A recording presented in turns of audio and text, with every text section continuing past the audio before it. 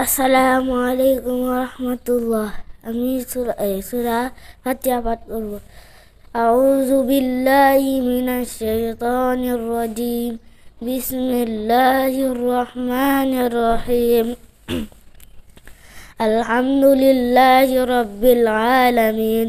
الرحمن الرحيم مالك يوم الدين إياك نعبد وإياك نستعين اهدنا الصراط المستقيم صراط الذين أنعمت عليهم غير المغضوب عليهم ولا الضالين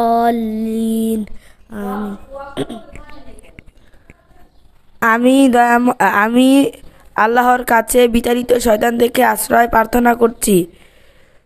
দয়াময় পরম দয়ালু আল্লাহর নামে শুরু করছি।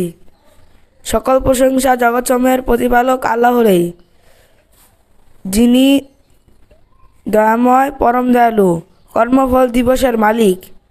আমরা শুধু তোমারই ইবাদত করি এবং শুধু তোমারই সাহায্য প্রার্থনা করি।